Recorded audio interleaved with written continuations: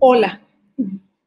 A nombre de la Sociedad Mexicana de Radiología y de la mesa directiva, quiero darles la bienvenida a este webinar que hemos organizado la Sociedad Francesa y la Sociedad Mexicana de Radiología, cuidando de especial forma los temas y el formato, para que fuera de mayor aprovechamiento para los aquí presentes. Expreso mi más sincero agradecimiento a la Sociedad Francesa de Radiología por la oportunidad de tener este webinar y en especial al doctor Jean-Luc Dapré, vicepresidente y encargado de las relaciones internacionales de la Sociedad Francesa, por todo su apoyo, sin el cual no hubiera sido posible llevarlo a cabo.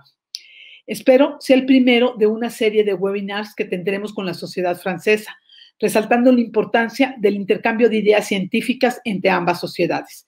Resalto también la presencia de nuestro socio patrocinador y no me queda más que agradecerles a todos los profesores por su participación y recordarles que al final de cada módulo tendremos 10 minutos para preguntas y respuestas. Nuestros coordinadores por módulo serán los siguientes. En el módulo de neuroradiología, la doctora Raquel del Carpio O'Donovan, profesor de radiología y neuroradiología en McGill University en Montreal, Canadá. El módulo de pulmón, el doctor Oscar Quiroz Castro, quien es jefe del Departamento de Radiología e Imagen en el Hospital Ángeles del Pedregal y quien es el editor de nuestra revista de la Sociedad Anales de Radiología. Adelante, doctora Raquel.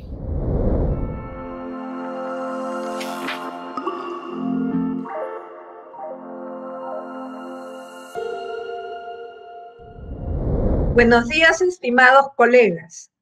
Les habla Raquel del Carpio O'Donovan desde Montreal. Soy neuroradióloga de la Universidad de McGill.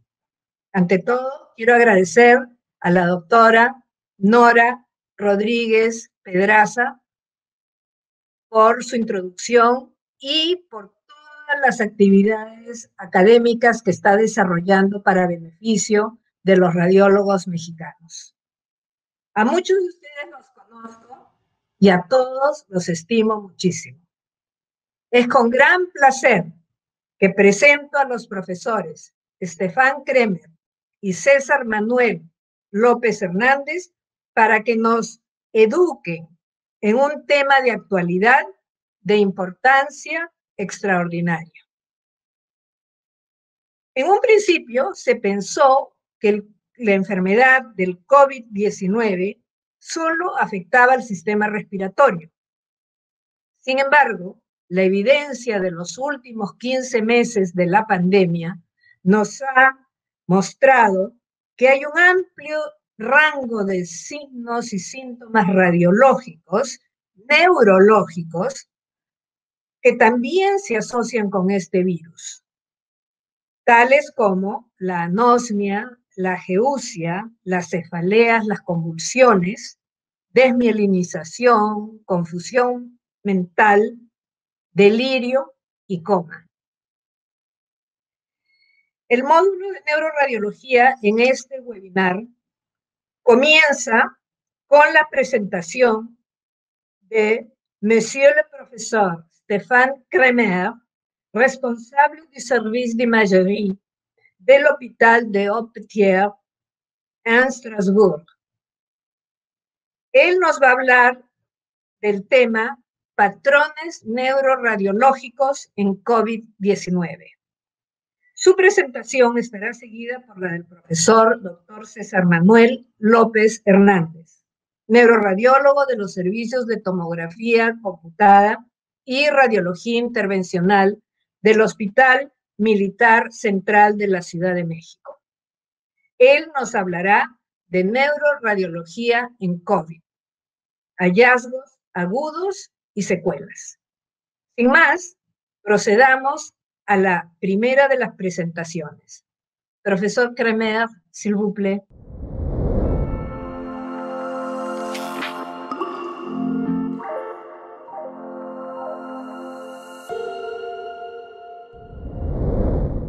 I would like first to thank the organizers for their invitation. I will present the neuroimaging patterns in NeuroCovid. The objectives of this presentation are first to summarize the main neurological manifestations, and then to describe the main radiological patterns. This was the first paper which has been published at the beginning of last year. It comes from China, and it described different neurological patterns in patients with COVID-19.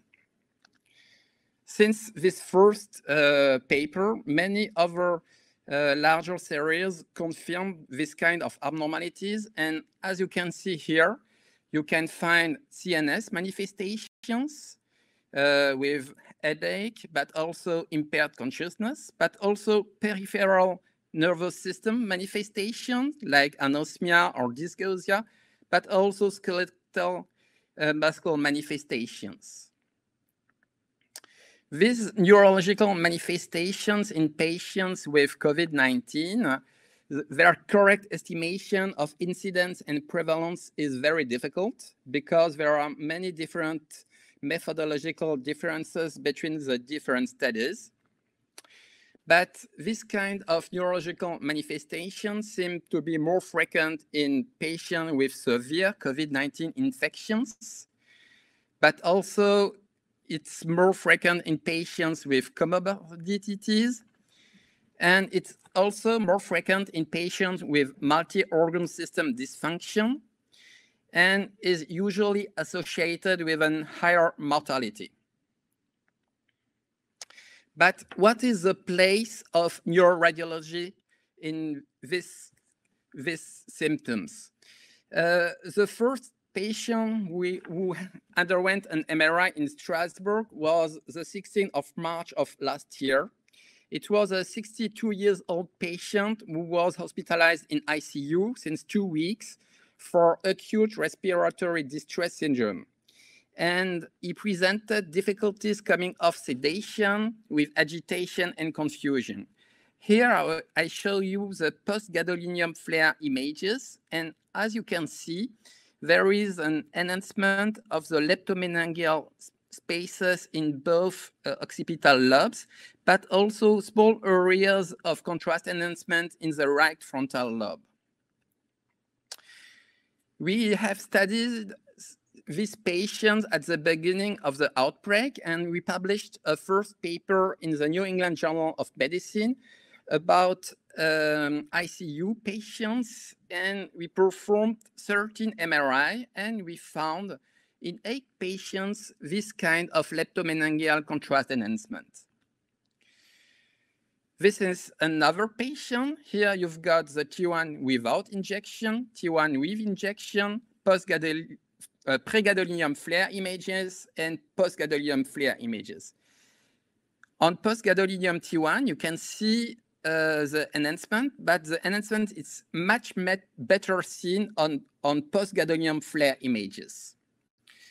This kind of enhancement seems to be frequent in these patients. It can be limited nodular lesions or more diffuse, like in this patient.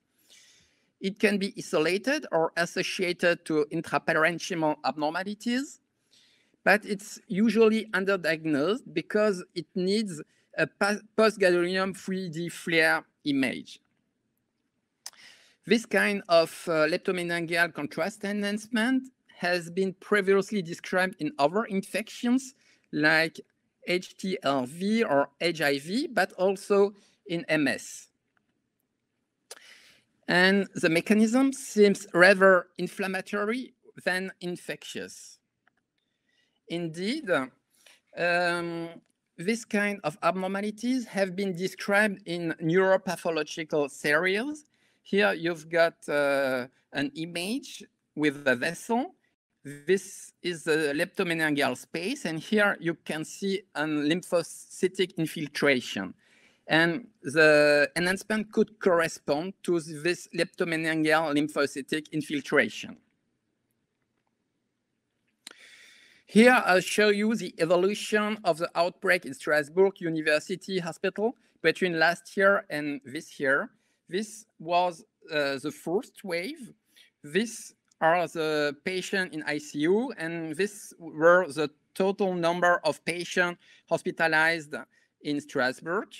This is the second wave up to November, and then here you've got the third wave, and now we have much less patients which are hospitalized. And during this time, we have undertaken a lot of MRI for this patient, mainly for ICU patients, and this is the evolution of number of cerebral MRI in patients with COVID-19 in Strasbourg University Hospital.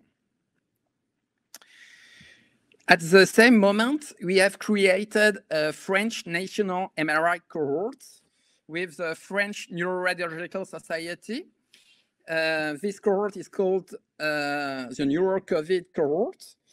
We included patients with COVID-19 with neurological symptoms who underwent cerebral or spinal MRI.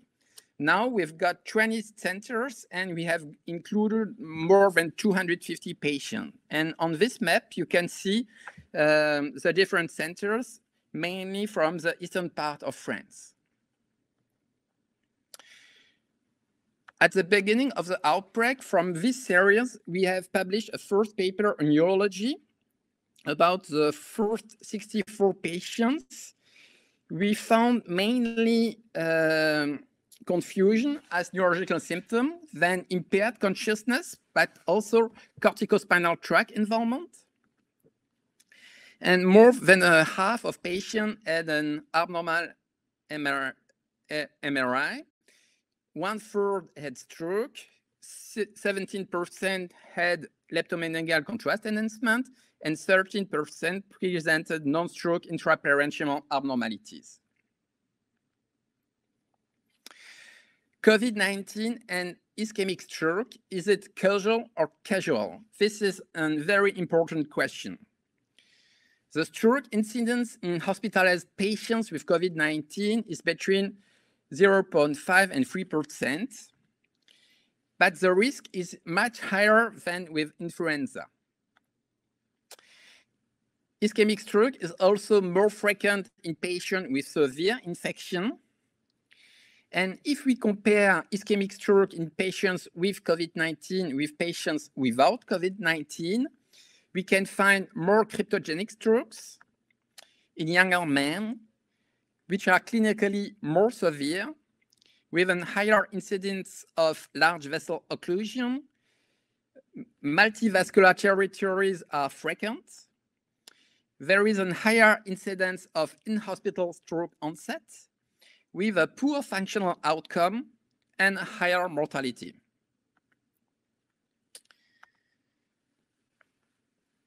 COVID-19 seems to be an independent risk factor of ischemic stroke because these patients have increased D-dimer, increased antiphospholipid antibodies, but also in some cases other markers of hypercoagulability. Some patients present also systemic inflammation with arteritis.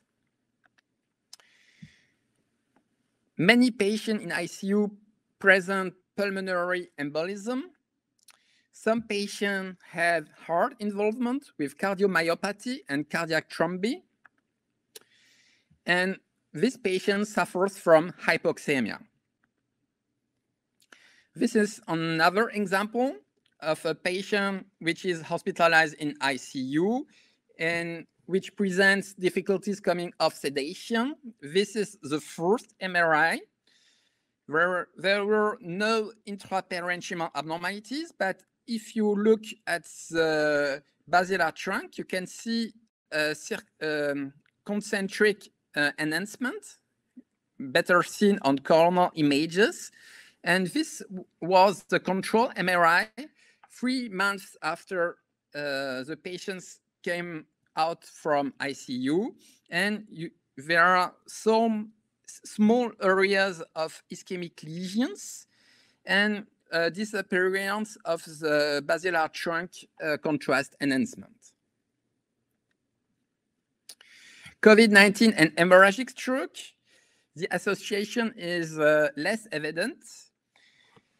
Intracerebral hemorrhage secondary to ischemic stroke is frequent, and patients with severe COVID-19 are frequently under anticoagulation, which can be preventive because of hypercoagulability, but also therapeutic because of pulmonary embolism. White matter microhemorrhages were frequently described in severe SARS-CoV-2 infection, and they can be isolated or associated to intracerebral or subarachnoid hemorrhage. Here you've got an example. As you can see, there are microbleeds of both middle cerebellar peduncles in the subcortical white matter, in the corpus callosum, but also in the corticospinal tracts. This is different from amyloid angiopathy or hypertension microbleeds because gray matter is usually spared, and because of the localization in the cerebellar peduncles, internal capsules, and corpus callosum. There are different possible underlying mechanisms. Is it secondary to hypoxemia, microangiopathy, and coagulopathy, hyperuremia with kidney failure, or association of different mechanisms? For the first hypothesis, which is hypoxemia, this is a case of 82 years female, which was hospitalized 3 years ago without COVID in ICU for an hemorrhagic shock. And as you can see the same kind of images than in the COVID patients from ICU. Because hypoxemia could lead to a disruption of the blood-brain barrier with an extravasation of erythrocytes. And this kind of microhemorrhages has been previously described in high-altitude edema, but also in critical illness patients, and has been called critical illness-associated microbleeds. The second hypothesis is microangiopathy and coagulopathy. This has been already described in pulmonary vessels with microthromby and microangiopathy, and it is now confirmed in brain samples with cortical and leptomeningeal microthromby and cerebral microangiopathy. Here you can see a microthrombus, and here there are some examples of microangiopathy. Now we will see the non-stroke intraparenchymal abnormalities. We have published a paper in radiology, and we found 37 patients of 190 who presented non-stroke intraparenchymal abnormalities. We tried to describe 8 main MRI patterns. The first one was a cortical involvement, mainly the hippocampus, an involvement of the corpus callosum with cytotoxic edema, small areas of white matter signal abnormalities, deep cerebral nuclei hemorrhages, thalamic abnormalities, microhemorrhages, and extensive lesions of the white matter. 3 patterns were more frequent, the first one, the third one, and this one. And some patients presented more than one pattern. 2 patterns were present in 19% of patients, and 3 patterns in 5% of patients. Numerous cases have since been published. If we analyze the literature, we can find more than 60 articles with more than 750 patients with MRI, mainly in adults. And non-stroke abnormalities are more frequent in the white matter than in the gray matter. And in the white matter, you can find the same abnormalities as the abnormalities we described in radiology with PRES. And the gray matter, there are some, it's quite the same lesions than the lesions we have already described.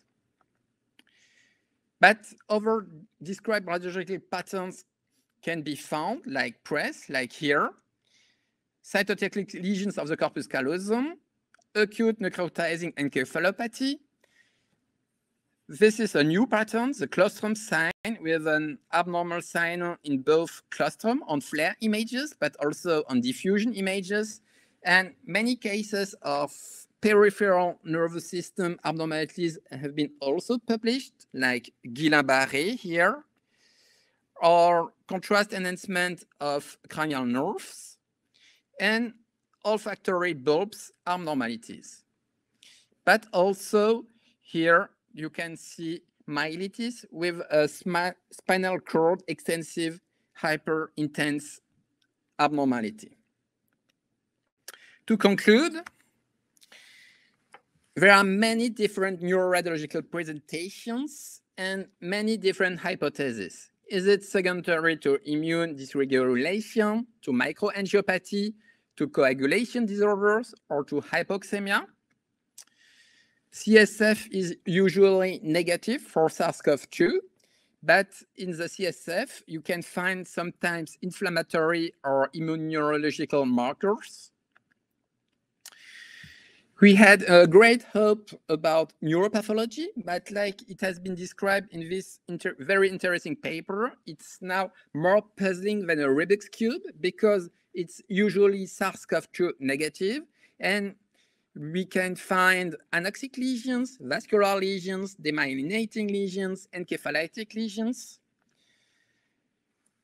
Finally, there are many unanswered questions and a very great need of a multi-centric international neuroradiological study and for patients follow-up.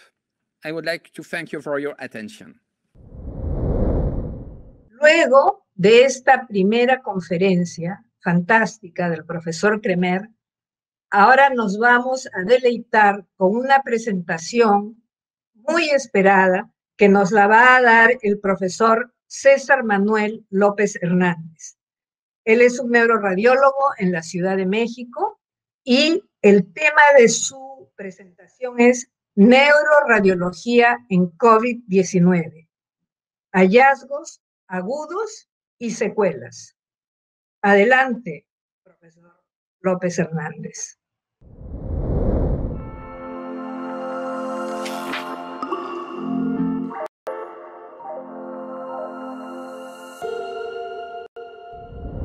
Buenos días.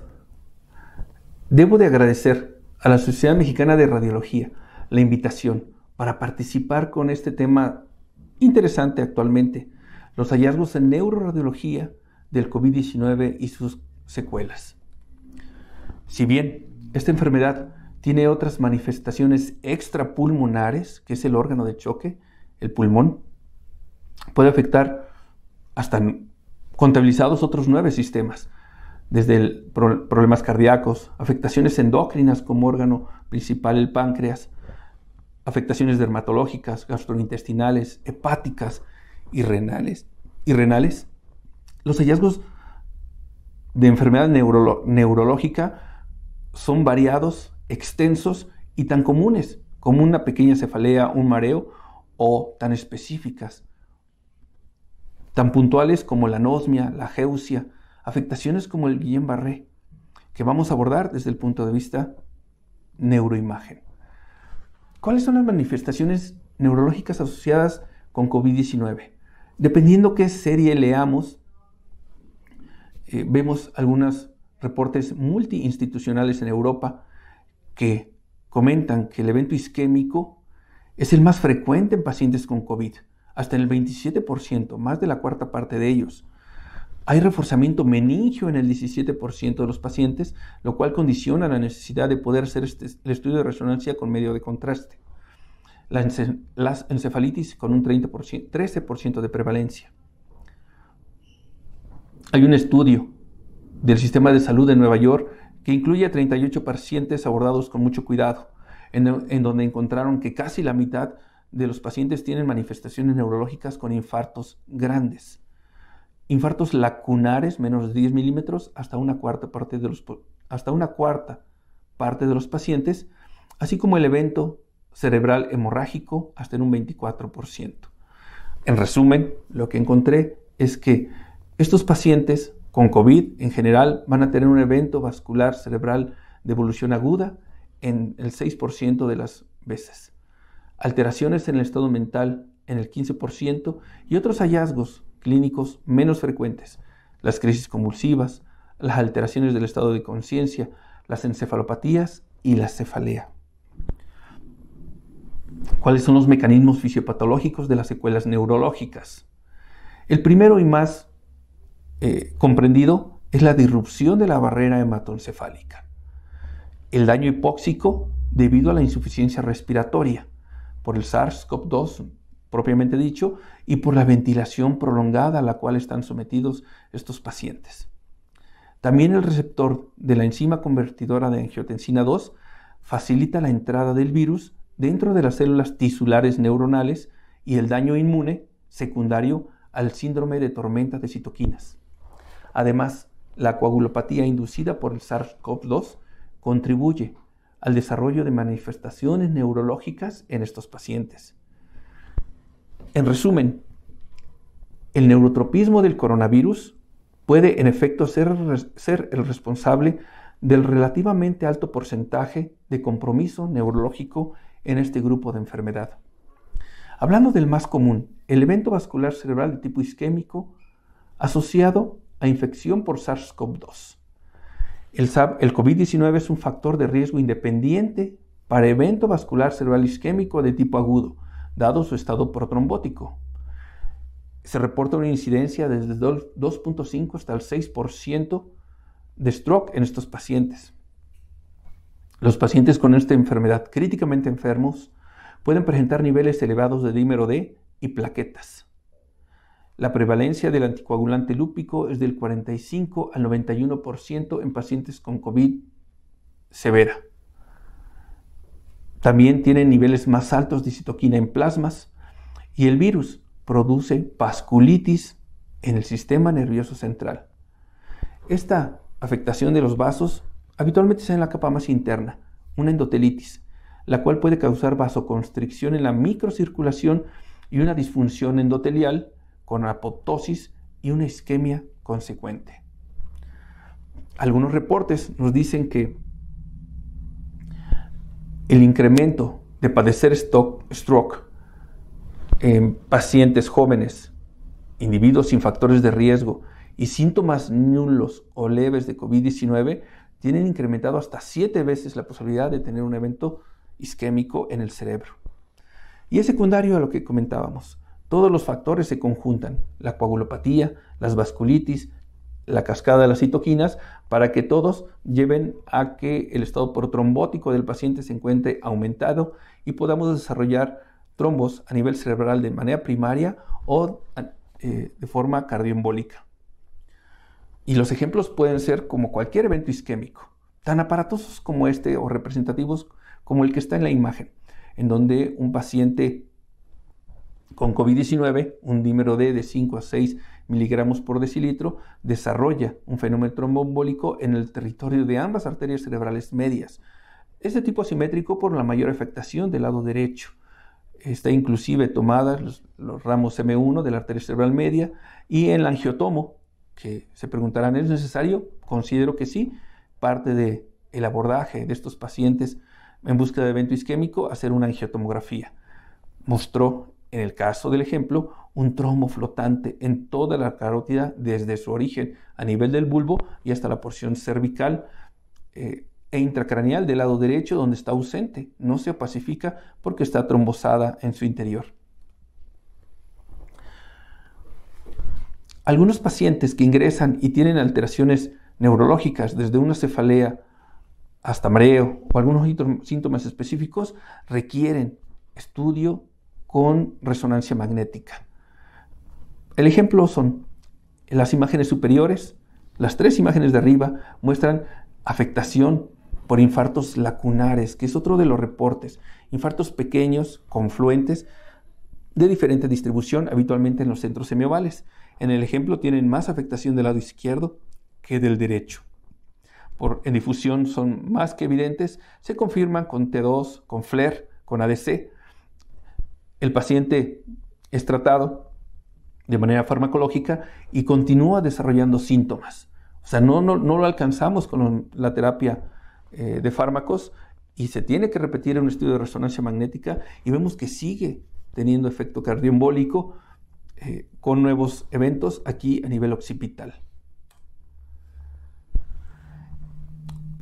Pero si estamos ante un paciente con un grupo de sospecha de un evento isquémico, el estudio de elección no debe ser tan completo. Podemos utilizar solo un código stroke o un protocolo de este tipo, el cual incluye una difusión con su comprobación con ADC y FLAIR.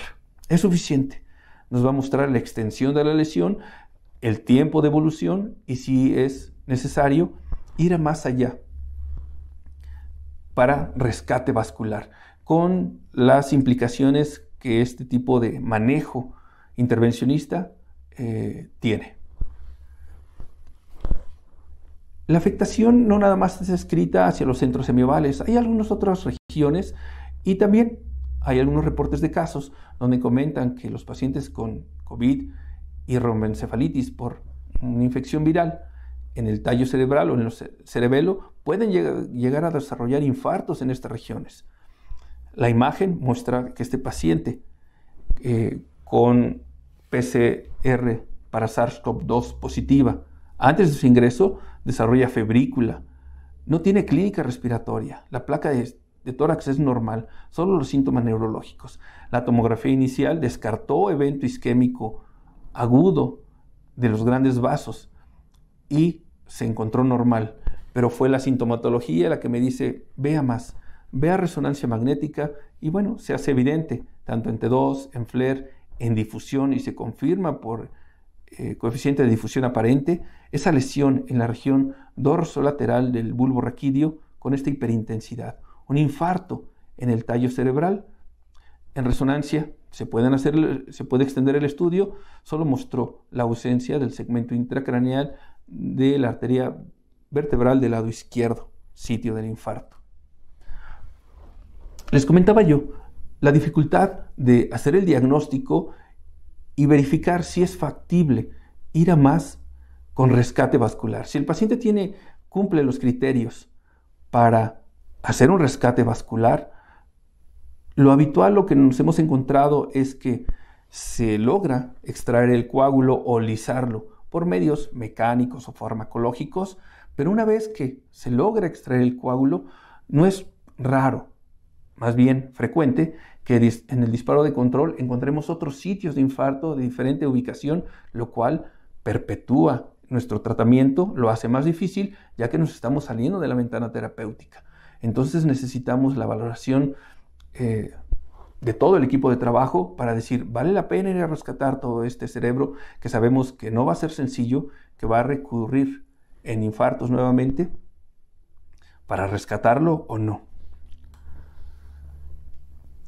La segunda enfermedad más frecuentemente encontrada es la hemorragia intracerebral y se explica por la toxicidad endotelial, ya sea directa o indirecta, que esté involucrada con el COVID-19.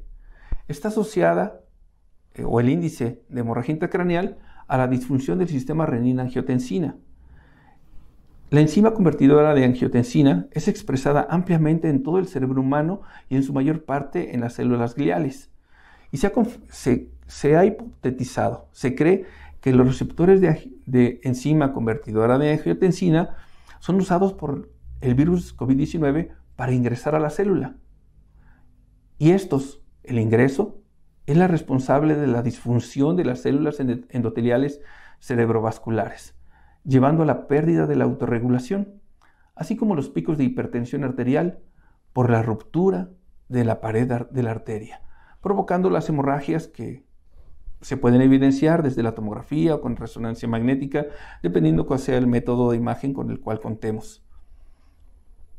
No es raro que ocurran eventos isquémicos asociados con eventos hemorrágicos, ya que la cascada de las citoquinas, esta situación de las enzimas convertidoras de angiotensina están activas. El ejemplo son pacientes con eventos vasculares isquémicos que se complicaron o no mejoraron o agregaron síntomas neurológicos. La nueva resonancia magnética o la tomografía computada nos puede mostrar eventos hemorrágicos. Algunos hallazgos me dicen que hasta el 43% de los pacientes, en algunos estudios, hay hiperintensidades en difusión en la región mesial de los lóbulos temporales. La imagen nos muestra a la cabeza de los hipocampos hiperintensa con un evento isquémico, probablemente secundario a encefalitis autoinmune o un proceso infeccioso. De ahí la distribución viral de esta enfermedad hacia la región mesial de los lóbulos temporales. Algunas series dicen que este hallazgo es muy común, hasta en un 43% de las veces. Es muy alto. En mi experiencia no lo he encontrado así, pero así lo encontré en la bibliografía y creo yo es importante comentarlo. ¿Por qué? Por la extensión de las lesiones. Vean, región mesial de los lóbulos temporales, región mesial de los frontales, aquí en la región medial de los lóbulos de la primera, segunda, tercera circunvolución frontal, y extendiéndose hacia la corteza orbitofrontal, incluyendo como región mesial de los lóbulos del sistema cerebral los bulbos olfatorios. Entonces, no se sabe el por qué esta distribución. Comentaba, encefalitis autoinmune o el proceso infeccioso mismo. La corteza de los bulbos olfatorios tiene algunos puntos interesantes que comentar. Habitualmente no va sola. Se acompaña con pérdida súbita del sabor, la hipogeusia o ageusia, y del olfato, hipo o anosmia, implicando que la invasión al sistema nervioso central por el virus ingresa por una vía neuronal retrógrada, desde el techo de los áticos de las cavidades nasales, ingresa a las células en penacho de los bulbos olfatorios de manera retrógrada y afecta a los bulbos y al sistema olfatorio como síntoma de presentación. Hay un estudio multicéntrico referido en la imagen que nos dice que hasta más del 80% de los pacientes con COVID-19 leve a moderado presentaron disfunción olfatoria y gustativa durante la vigilancia activa. Este síntoma apareció habitualmente a partir del cuarto día después del inicio de la infección por SARS-CoV-2, y más del 98% pudieron recuperarse en un término de 4 semanas o 28 días. ¿Cuáles son las particularidades? Lo que hacen interesante. Existe la hipótesis de que el nervio olfatorio, es la vía de entrada al cerebro. La anosmia podría ser una señal de advertencia en pacientes con COVID-19. Y la pérdida repentina del olfato debido a esta enfermedad es la consecuencia de un mecanismo de defensa protector del huésped que involucra la apoptosis de las neuronas receptoras olfativas. Y no es casualidad, ya que sacrificar el olfato en vez del sistema nervioso en general es una estrategia lógica, más aún porque el olfato es el único sentido con capacidad de regeneración en adultos. Entonces es la anosmia ante esta enfermedad probablemente un factor predictivo positivo, porque va a haber recuperación en la mayoría de ellos de manera pronta. Hay algunas otras lesiones reportadas en la sustancia blanca, multifocales, no confluentes, hiperintensas en T2 y FLAIR, que están asociadas a lesiones hemorrágicas, importante. Hasta en el 30% de los pacientes con un patrón muy similar a la encefalomielitis diseminada aguda o la leucoencefalitis hemorrágica aguda. Estas hemorragias en la sustancia blanca, aisladas o extensas, se encontraron en más de la cuarta parte de las veces con un patrón reminiscente de coagulación intravascular diseminada. Este es el ejemplo más típico. Es un hallazgo muy bonito desde el punto de vista de imagen. Un paciente con encefalitis hemorrágica necrotizante secundaria a COVID-19. Las lesiones son necróticas y hemorrágicas en ambos tálamos y con afectación de la región mesial, como lo vimos en el estudio anterior. En secuencia SWAM, estas hipointensidades en los tálamos que refuerzan de manera anular es el hallazgo más característico.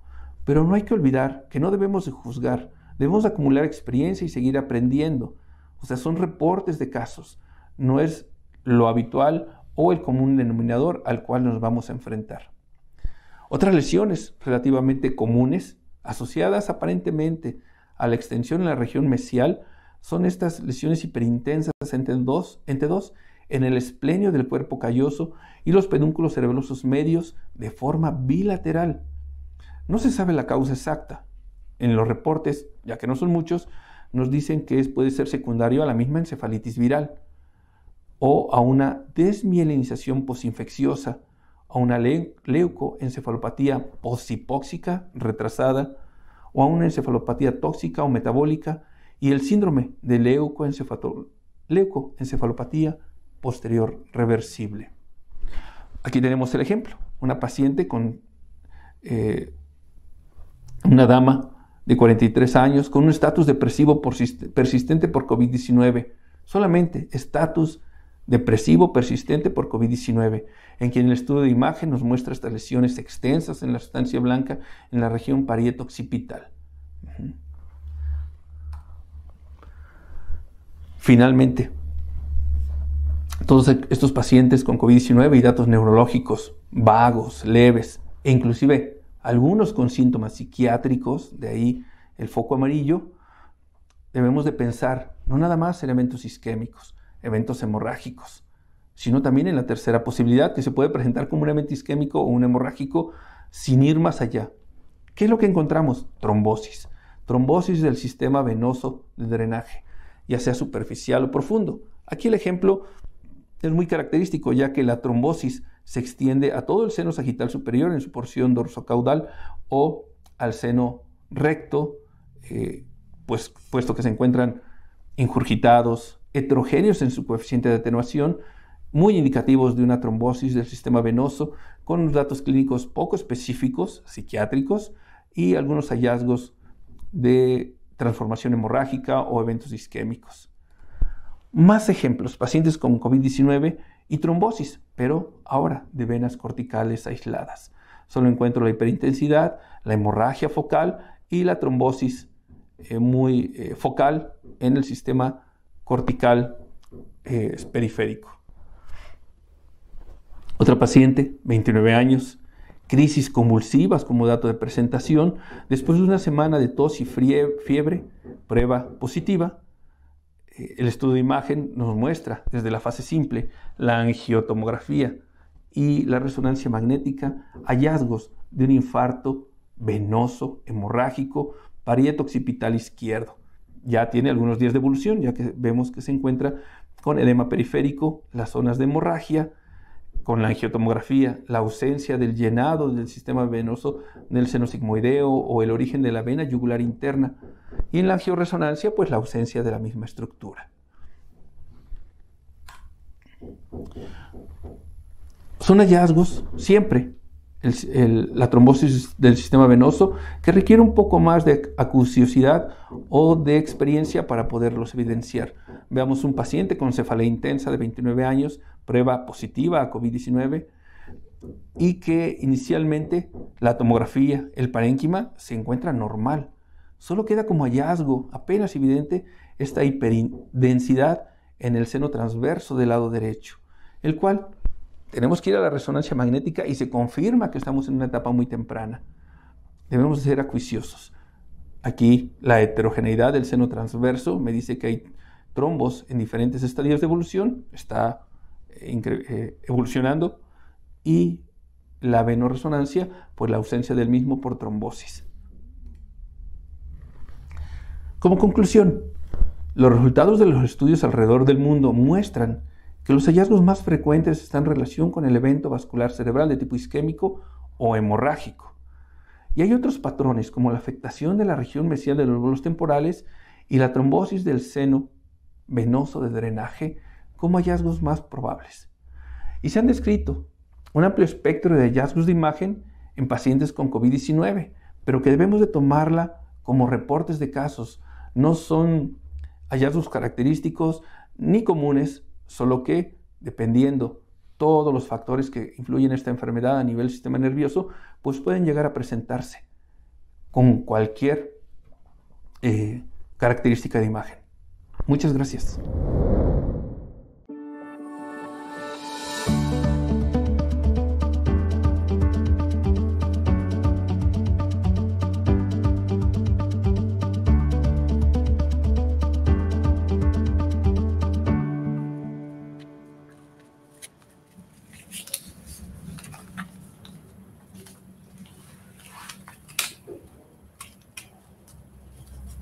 voy a proceder a hacer algunas preguntas con respecto a los temas que acabamos de ver. Profesor Kremer, Dr. Kremer, can you please tell us if you have seen changes in the CSF, in the spinal fluid in your patients? Do you have those reports from the clinicians? If there are specific findings in the CSF, en el líquido cefalorraquídeo, ¿hay cambios específicos para el COVID?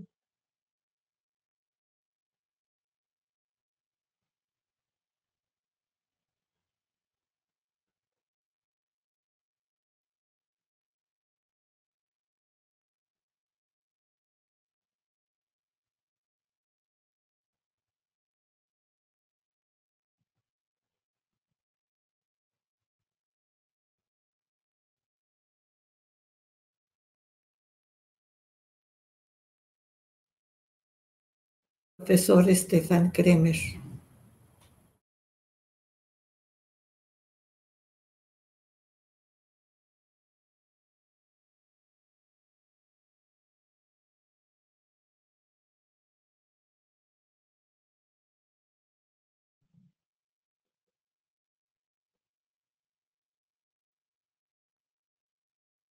Doctor Kremer, Me parece que no hemos escuchado al doctor Kremer.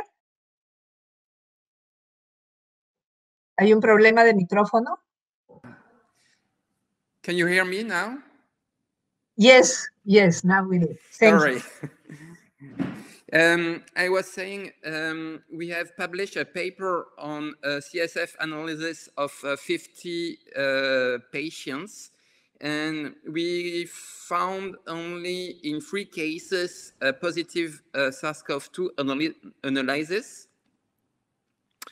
And I think because the lumbar puncture was delayed between 2 or 3 weeks after the beginning of the symptoms. And in the CSF, what we found was mainly inflammatory abnormalities. So not very specific, just inflammatory No. changes, cells, proteins, I suppose. All right. Profesor López Hernández, ¿ha visto usted casos de compromiso de la médula espinal en estos pacientes? Es una pregunta. Gracias, buenos días.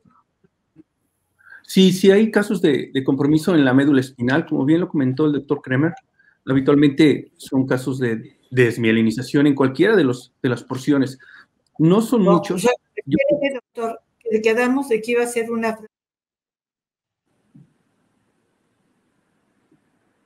Perdón, no escuché. Yo no dije nada, pero pareciera que ¿Alguien escuchó habló? mi voz, ¿no? ¿Alguien? Sí, le Perdone, comentaba que siga, doctor, por favor. sí hay casos de compromiso en la médula espinal. No son los más representativos, pero los que más me he encontrado son a nivel de tallo cerebral, por eso puse el ejemplo, pero me parece que el doctor Kremer mostró en sus diapositivas la afectación de enfermedades desmielinizantes en cualquiera de las porciones de la región cervical, dorsal o lumbar. Mi experiencia no ha sido la más, no tengo mucha con pacientes con afectación en esta región. Sí, porque se han descrito casos de Guillain-Barré, de hecho.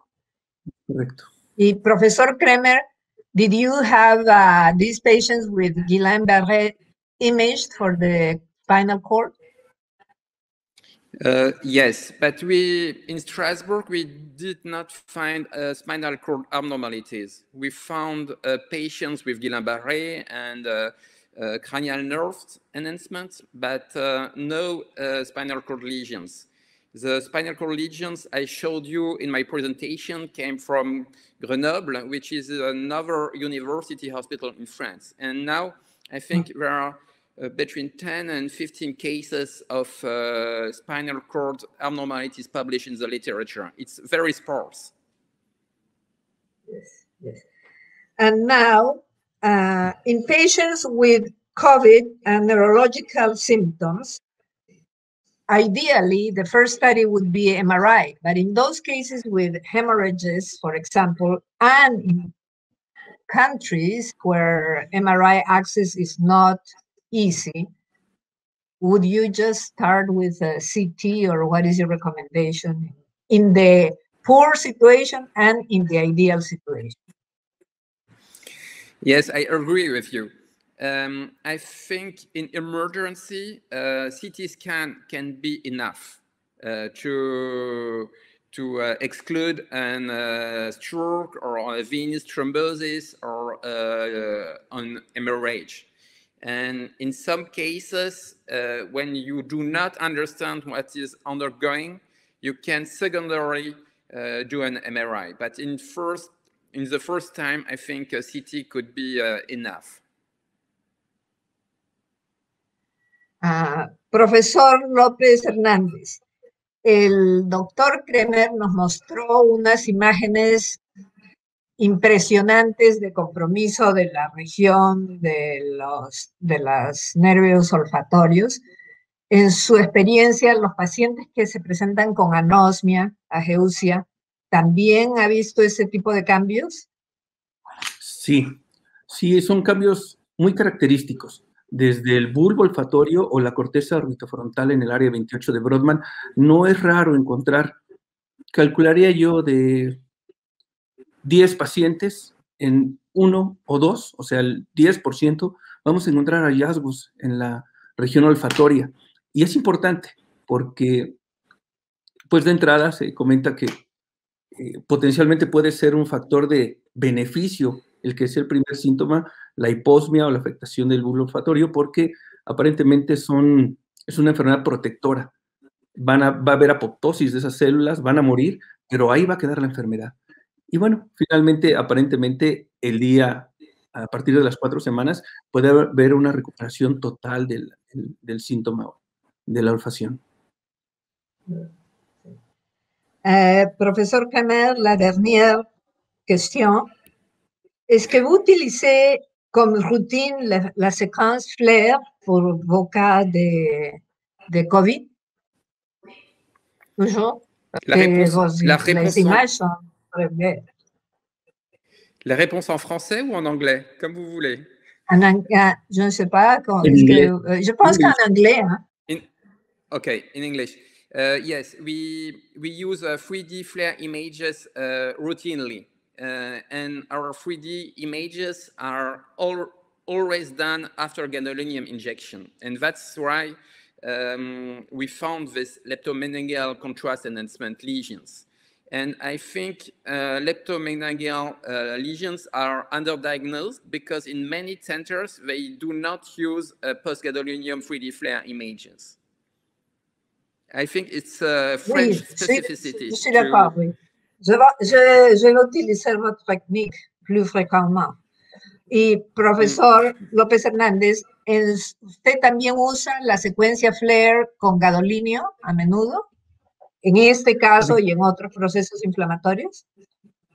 Habitualmente no, a menos que los hallazgos iniciales, a pesar de la sospecha de un proceso inflamatorio, las secuencias básicas y el medio de contraste no nos muestren hallazgos, entonces sí vamos a una secuencia FLAIR contrastada, pero no es lo habitual. No es lo habitual, como lo comenta el doctor Kremer. Solamente si estamos ahí presentes y decimos, caramba, aquí hay una enfermedad inflamatoria, no la encuentro, adelante con la secuencia FLAIR contrastada, pero si no, no es lo común. Ajá, ok.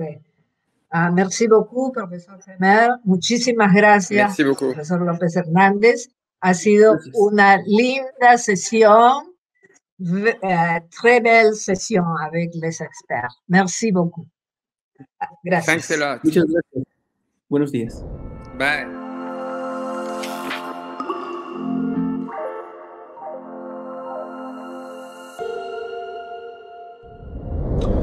Buenas tardes. Soy el doctor Oscar Quiroz Castro, expresidente de la Sociedad Mexicana de Radiología. Y en esta ocasión me permito coordinar un webinar entre la Sociedad Mexicana de Radiología y la Sociedad Francesa de Radiología.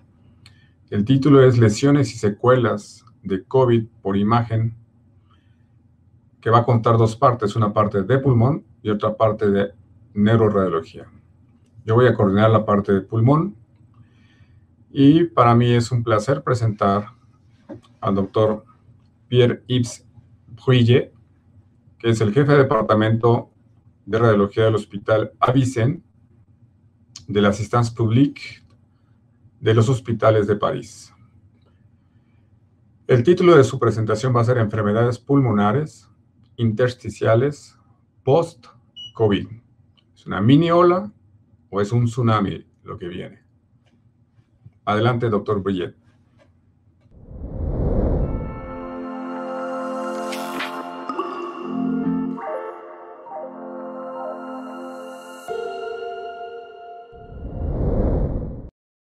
Well, I'm Pierre-Yves Bruillet, Professor of Thoracic Radiology in Paris. Thank you for your invitation. I will talk in my presentation of post-COVID interstitial lung disease, mini wave or tsunami.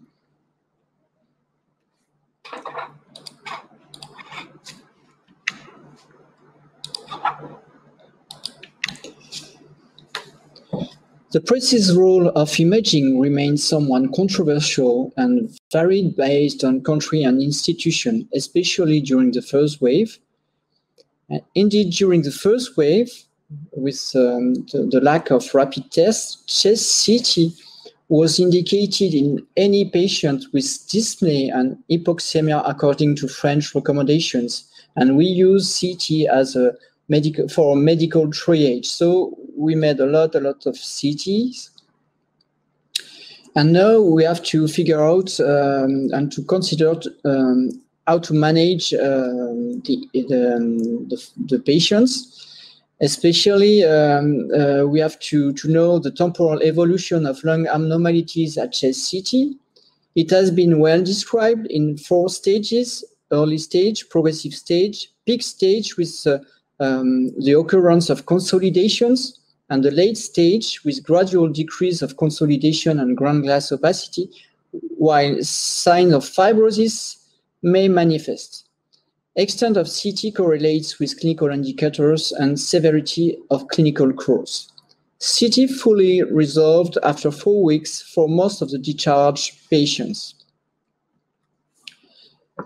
Regarding the meaning of consolidations, some authors consider that consolidations may have different meanings, especially in this paper of patients with respiratory failure. We can consider different types of consolidation. In this case, it's rather type B, according to the authors. You have consolidations with in both central and peripheral lung portions, especially with subpleural spare. To my opinion, it's more like OP. And you have another type of consolidations, which are consolidation predominantly distributed in the peripheral lung portion without subpleural spare, and it's more like diffuse alveolar damage that we can see in ARDS. So different type of consolidations, and some looking at secondary organizing pneumonia. There are multiple observational studies which have described the similarities between COVID-19 and OP. Indeed, these two entities clinically manifest with mild and subacute respiratory symptoms.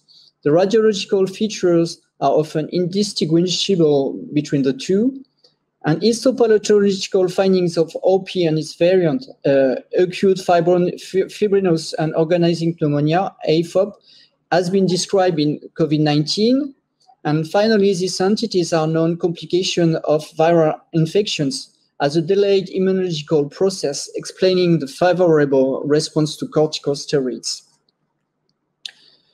Here you have a typical example of OP-like changes with subpleural curvilinear bands, subpleural and peribronchial consolidations in the lung basis. So what is organizing pneumonia? Organizing pneumonia is a histopatological pattern characterized by whorls of myofibroblasts and inflammatory cells in a connective tissue matrix within the distal airspace. It's a non-specific response to lung injury associated with infection, drug, inflammatory, and other conditions. It may also be cryptogenic. Imaging findings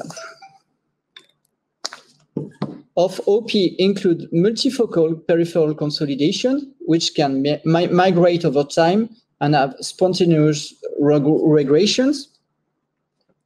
Bronchocentric pattern, as in this case.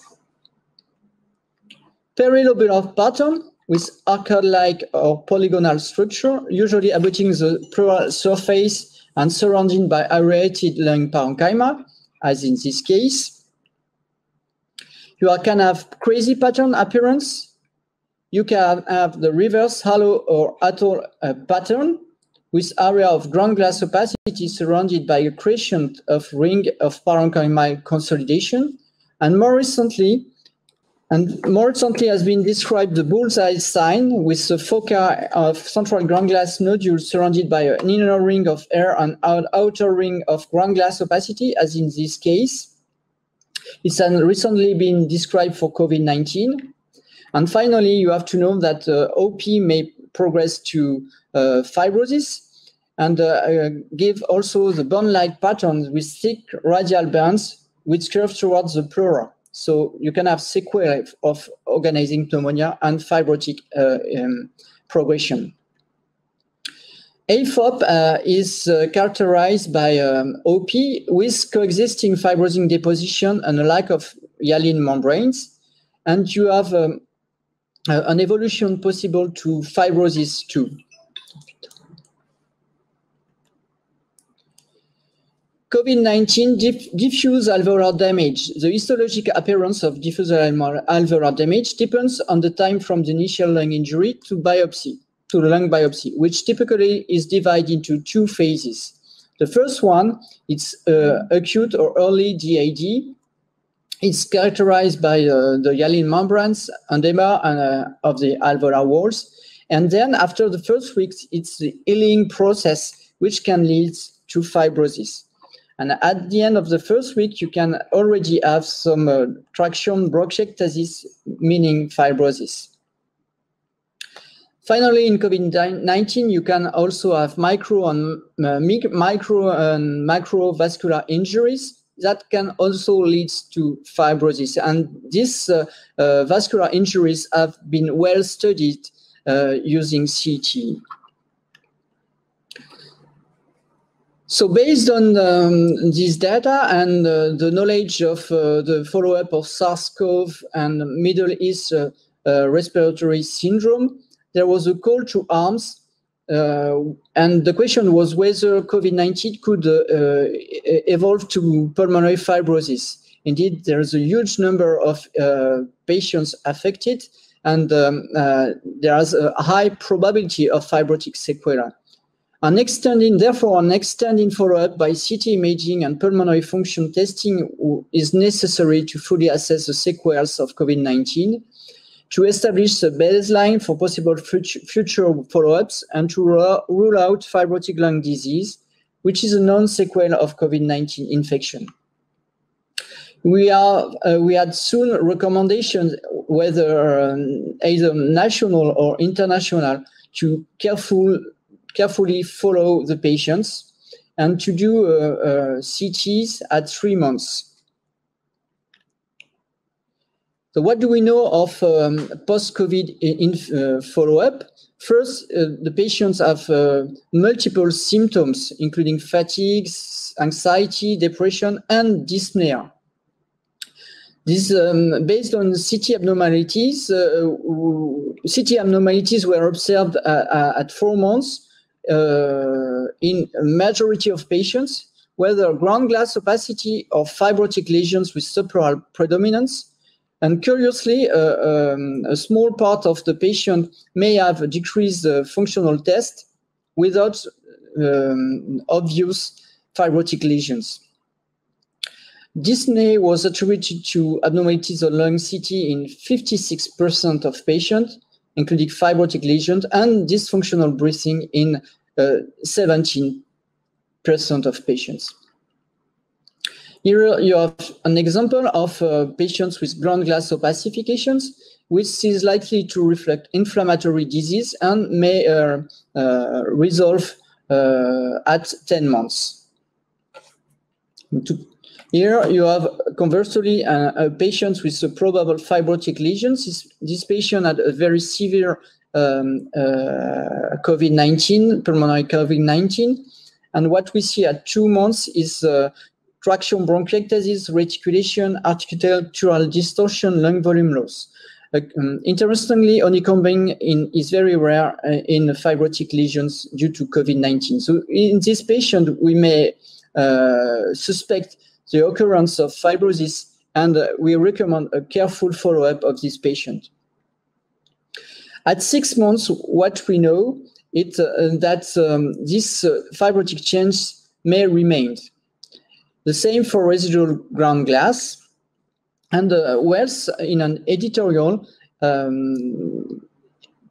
asked the question, what to do? What do the CT patterns mean in reality? Do the fibrotic-like changes truly represent irreversible disease in post-ARDS setting? So he differentiates patients with OP-like change, partly irreversible, and patients with diffuse alveolar damage change, and probably irreversible and fibrotic changes.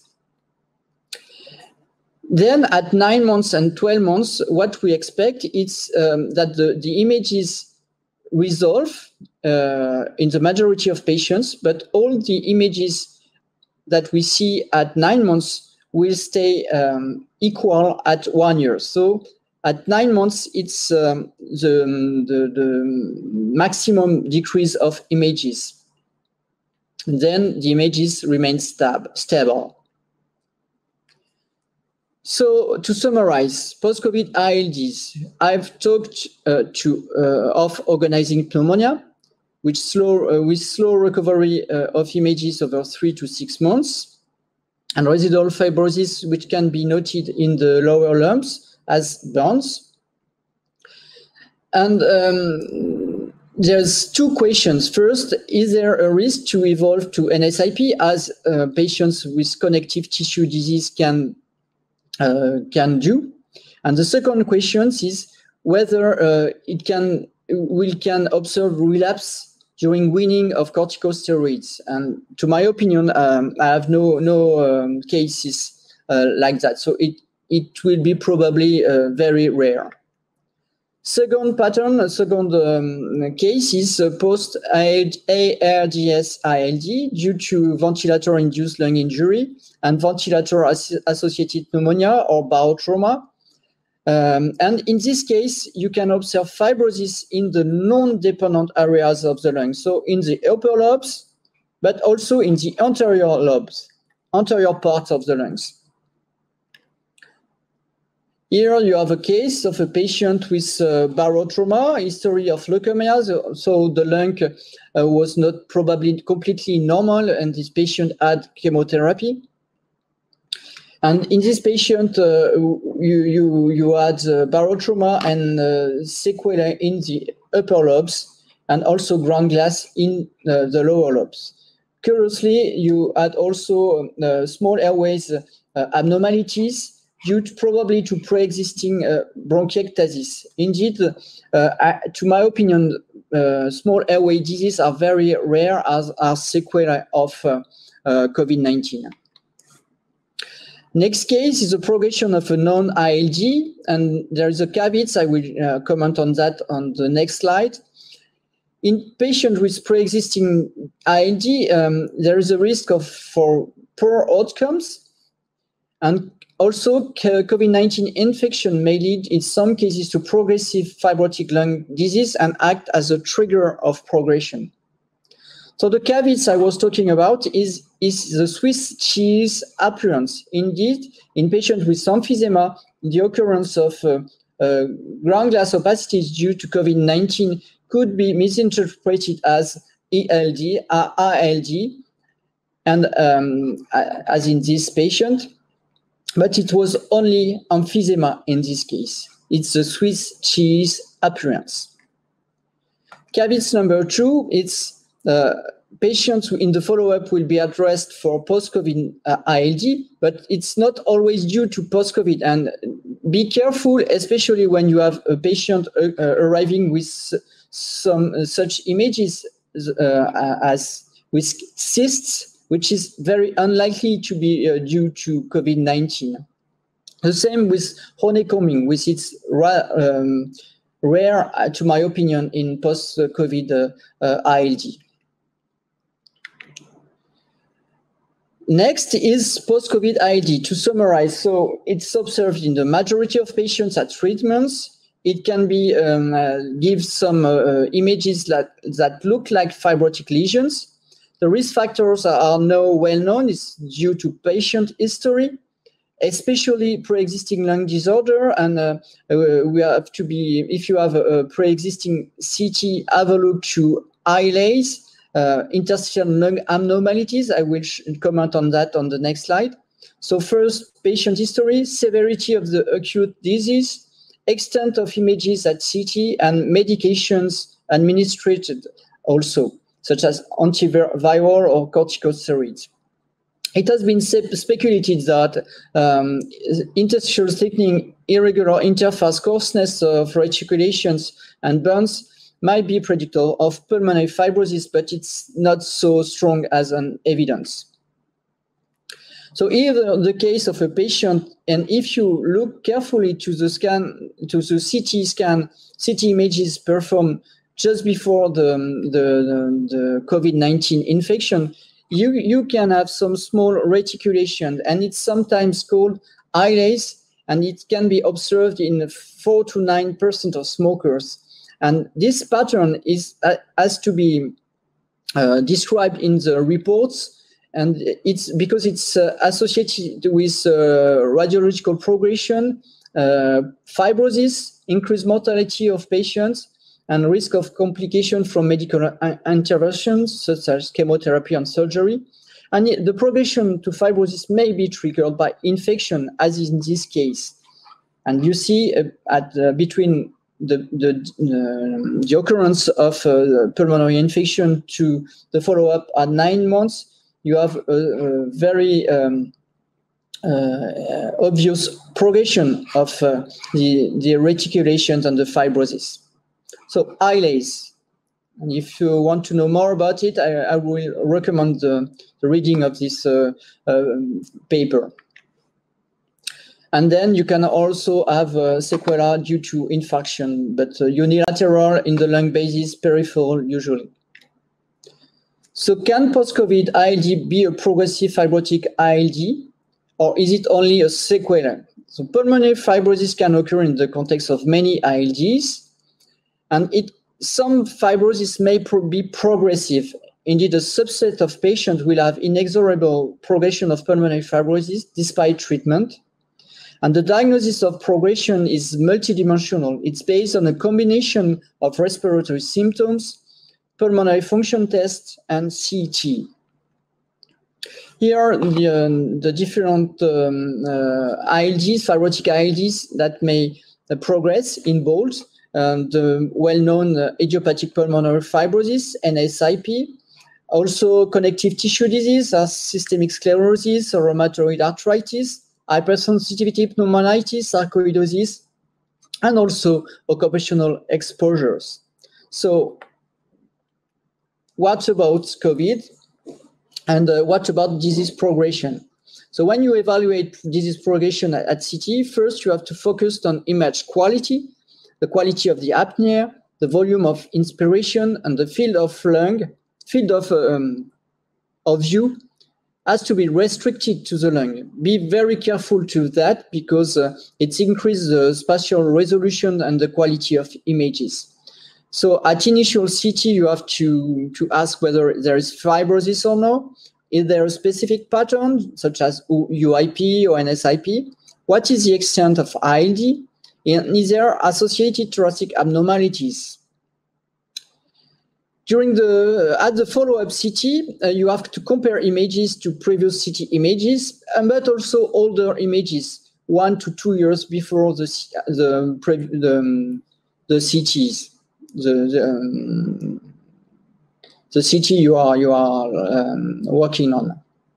You have to identify anatomic landmarks to compare at the exact same place. You have to consider these 3 criteria of progression. First, the extent of ID, then the change in coarseness or pattern, and either the occurrence of honeycombing, either extent, what's the extent of honeycombing, and last is the progression of traction bronchiectasis associated to volume loss. You will have also to look at exacerbation, infection, all type of complications that can occur during the follow-up of patients with fibrotic disease. Here you have an example of a patient with fibrosis triggered by COVID-19. It's a 60 years old male, former smoker with rheumatoid arthritis. He had a severe COVID-19 requiring hospitalization and oxygen. And during the follow-up, his lung function decreased severely. And the extent of images as compared to the CT performed 1 year before was really, really different, with an increase in reticulations, especially in the anterior part, also in the lung basis. And what we also observed is that at 6 months, where there was a slight improvement of pulmonary function test, but incomplete reversibility of CT images. The CT images will not come back to the extent that the patient had before the infection. So this patient at treatment reinforcement and is has no stable disease. In conclusion, post-COVID-19 ILD, mini wave or tsunami. So several points to highlight. The long-term effect of COVID-19 on lung parenchyma and pulmonary function is an outstanding question. Organizing pneumonia and diffuse alveolar damage seem to be by far the most common forms of lung injury, and the long-term lung sequelae are unrare, but significance of post-COVID-19 ILD remains to determine. A careful follow-up is necessary in this patient to detect the few patients that will progress and require specific treatment. And finally, there is a need for prospective large-scale long-term investigations analyzing high-risk patients. And we need biomarkers, and we need especially CT biomarkers to identify which patients will develop progressive fibrosis. Thank you for your attention. Muchas gracias al doctor Brouillet por su excelente presentación, y a continuación el siguiente ponente es el doctor Luis Felipe Alba López, radiólogo especialista en enfermedades del tórax y jefe del Departamento de Radiología e Imagen del Hospital Médica Sur, aquí en la Ciudad de México. Su presentación se titula No todo en imágenes COVID. Adelante, doctor Alba.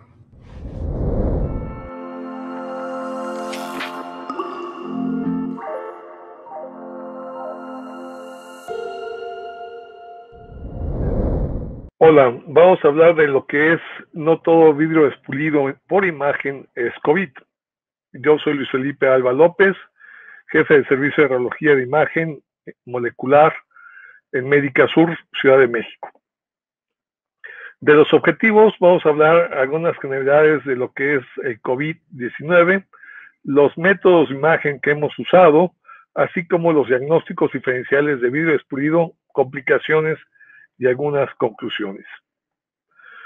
Del total de casos al día de ayer de COVID a nivel mundial, se tienen más de 175.987.176 casos. Y en México llevamos 2,5 millones aproximadamente, con una totalidad de 230,000 muertos aproximadamente.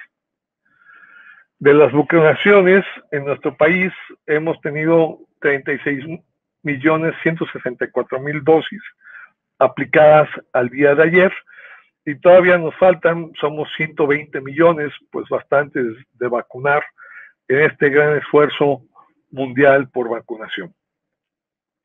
De los métodos de imagen, la placa simple ha demostrado que es útil en el seguimiento. Vemos áreas sutiles de vidrio despulido. La tomografía es mucho más específica para demostrar las zonas de consolidación o vidrio despulido y áreas sutiles en forma incipiente. Aquí tenemos otro paciente con aumento de la densidad periliar de vidrio despulido, y la tomografía pues es mucho más evidente en demostrar estos hallazgos de los pacientes con COVID. Otro caso, que se ve apenas distorsión de la arquitectura, la tomografía es mucho más evidente para demostrar estos hallazgos en forma sutil. La tomografía es el método que ha demostrado ser más efectivo en la evaluación de neumonía viral cuando la placa no es concluyente o es normal en estos pacientes. Se ha demostrado que tiene una sensibilidad mayor del 97% en pacientes con esta nueva enfermedad. Entonces, es una herramienta de gran utilidad en cualquier hospital. De los patrones que vamos a ver, hay diferentes patrones. Tenemos patrones centrocinares, líneas subpleurales, engrosamiento septal, engrosamiento peribronquial, quistes, áreas centrolineares y vidrio despulido. Nos vamos a enfocar más hacia lo que es el vidrio despulido como causas de enfermedad por imagen. Hemos visto los diferentes patrones y las diferentes evoluciones de vidrio despulido en esta entidad cuando vemos áreas focales de vidrio despulido en etapas iniciales, áreas de empedrado en una progresión y áreas de consolidación ya en un estado mucho más avanzado de esta enfermedad. Aquí tenemos algunos ejemplos de áreas de vidrio despulido subsegmentarias, mucho más evidentes periféricas, o áreas de distorsión de la arquitectura. Hemos visto cómo han evolucionado en forma dramática algunos casos ya más evolucionados con estas zonas de distorsión de la arquitectura y áreas de consolidación periférica. Cómo fueron evolucionando con áreas de vidrio despulido a estas zonas con engrosamiento septal y mal definición de las estructuras, zonas de progresión hacia consolidaciones segmentarias o consolidaciones en parches en algunos casos. Hemos visto complicaciones de neumomediastino, tanto pacientes entubados como no con ventilación asistida en muchos de estos pacientes, neumotórax a tensión en algunos casos graves, o inclusive en algunos casos zonas de infarto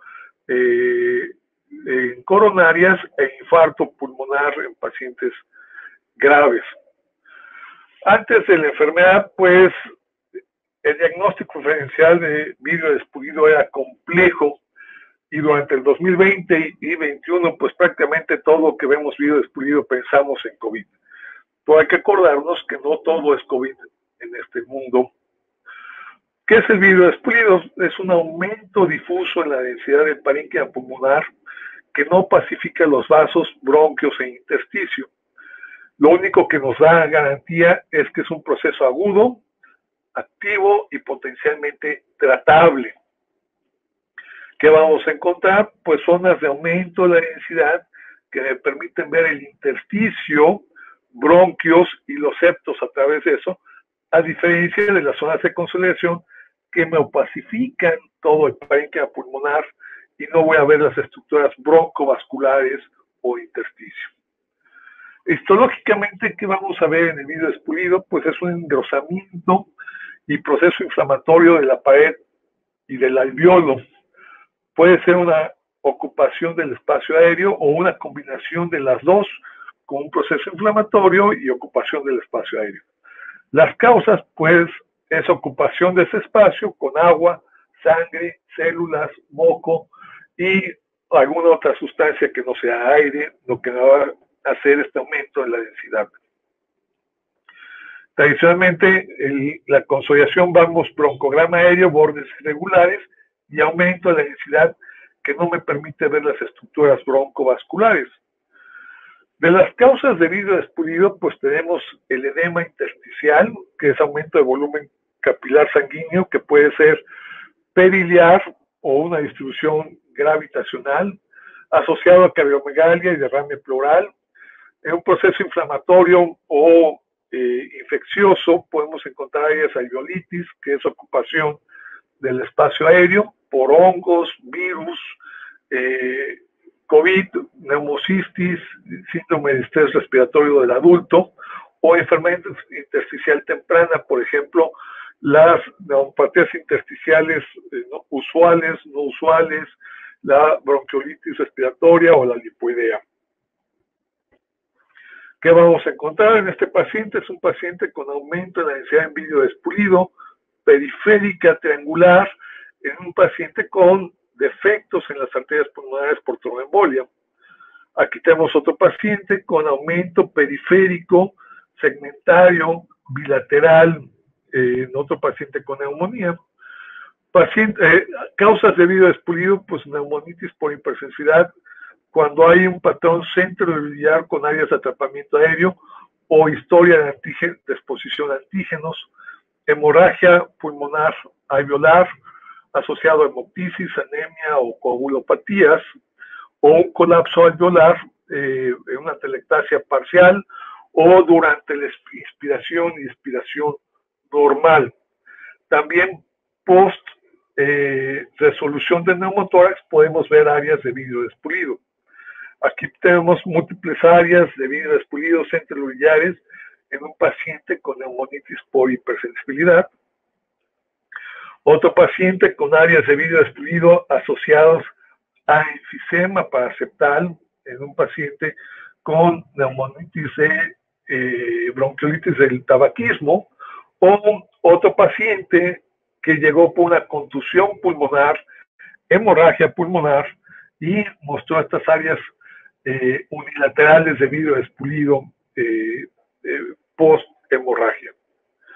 Otra de las causas, cuando vemos una distribución periférica en las zonas bajas, podemos pensar en las neumopatías intersticiales usuales o descamativas, o cuando es en la región media o lóbulos superiores, un proceso como la sarcoidosis.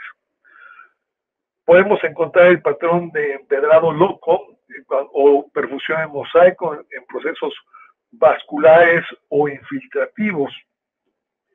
Este es un paciente con engrosamiento septal, áreas de vidrio despulido.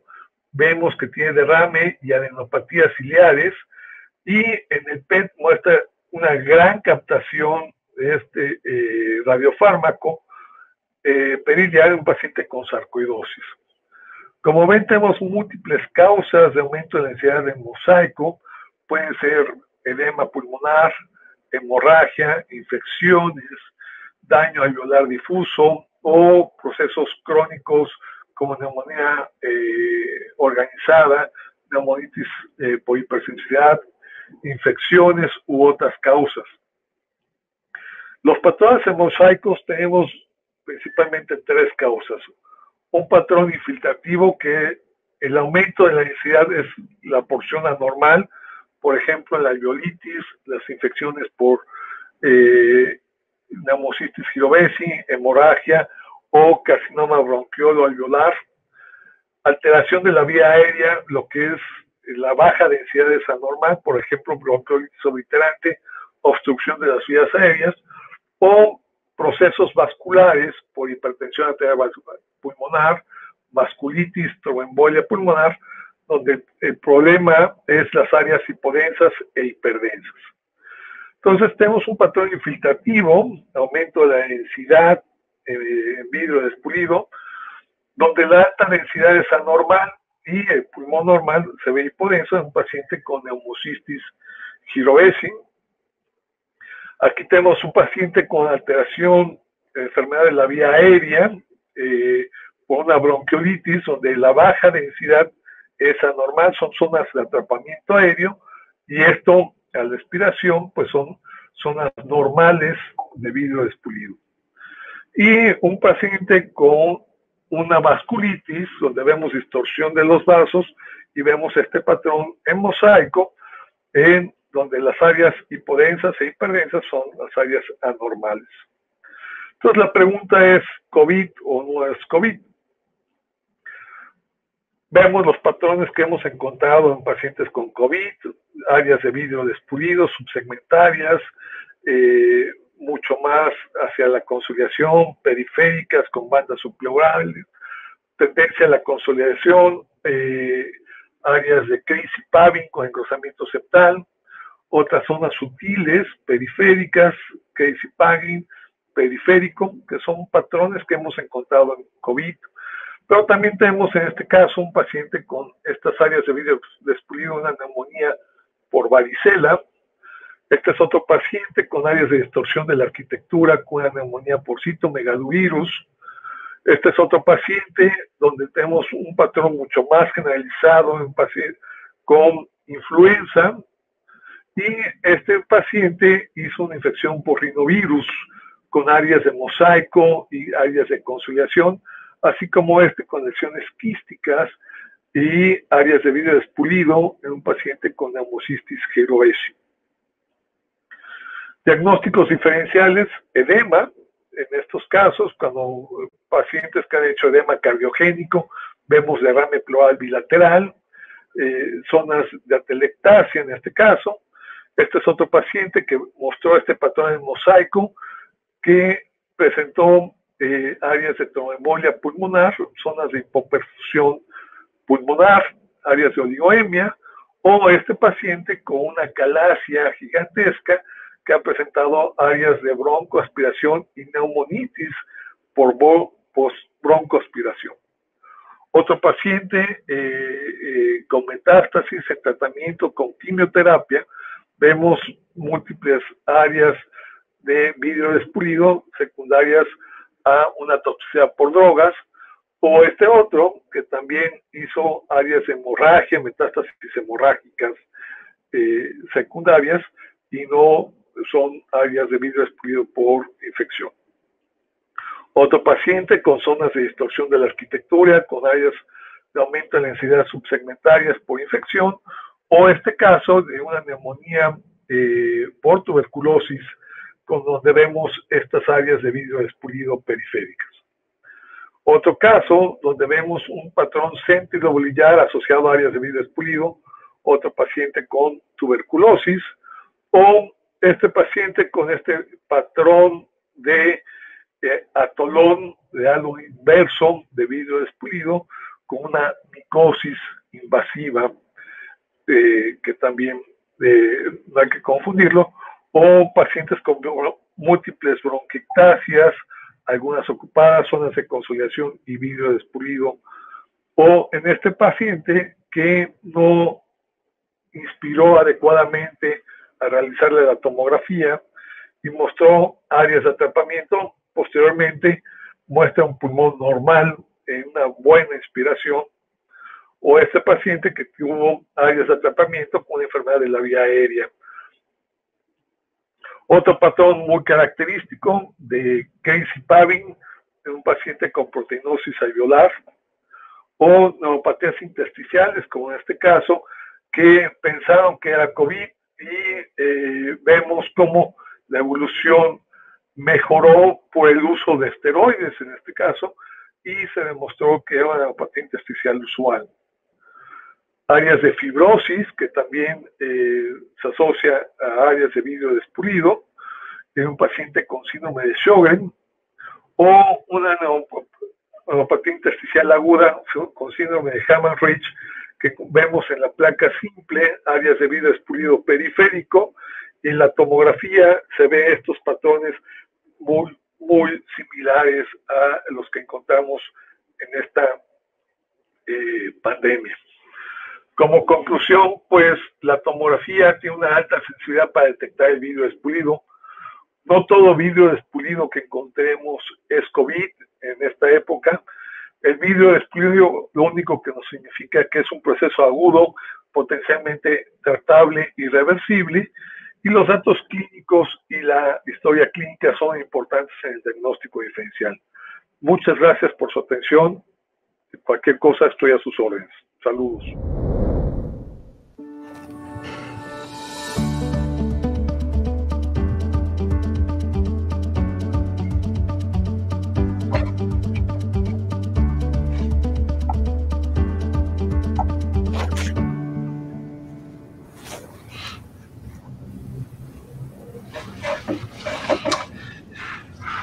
Muy bien.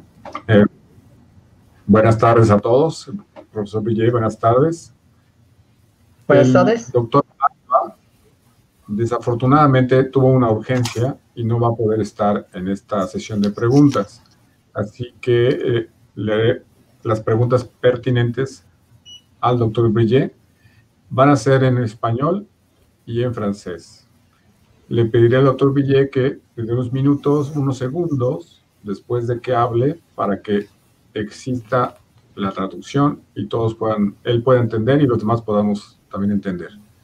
Entonces, la primera pregunta, profesor Brillet. Con las nuevas variantes como la Delta, ¿hay diferencia de imágenes? ¿Son más agresivas o son las mismas?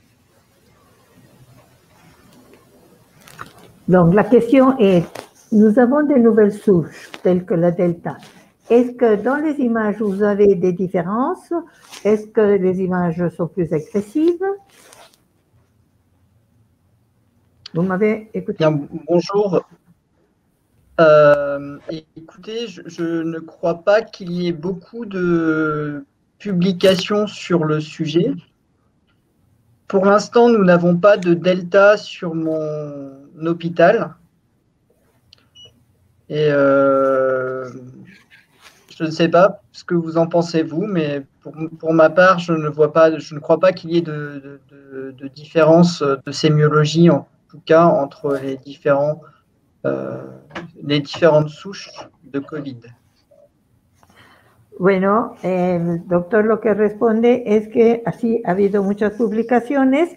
En su hospital no han tenido todavía casos de Delta y no sé qué piensen ustedes, pero nosotros pensamos que no hay mucha diferencia en la semiología que hay en COVID. Efectivamente, tenemos muy poca experiencia en los nuevos casos. Dicen que clínicamente es más contagioso, pero en imágenes son las mismas, las que hemos visto en los pocos casos, sobre todo en ciudades de provincia. Bon, nous n'avons pratiquement pas eu de cas. Nous n'avons eu que quelques cas, mais c'est plutôt en province.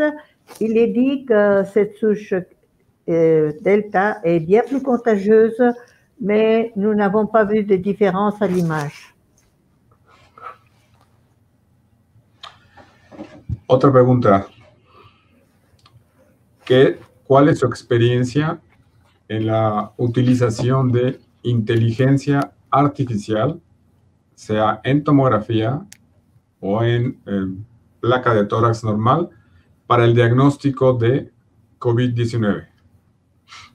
Bon, d'après votre expérience, avez-vous utilisé l'intelligence artificielle, disons, au niveau du scanner, au niveau des clichés normaux, pour pouvoir dépister COVID?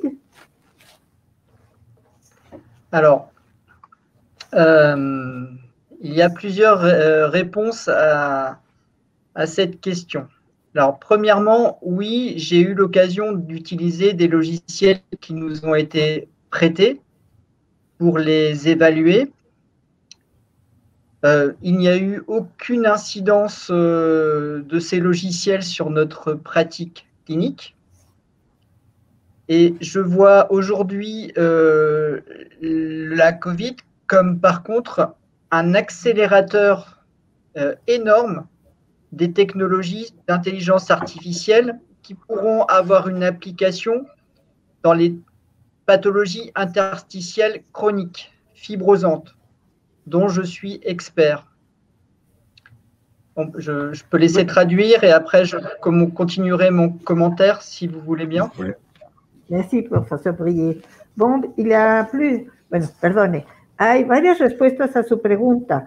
A nosotros sí nos prestaron un software para que lo evaluáramos y sí vimos que en nuestra práctica clínica había alguna mejoría. Ahora, esta inteligencia artificial va a ser un acelerador enorme para que en la tecnología podamos ver todas estas patologías, sobre todo la patología fibrosante.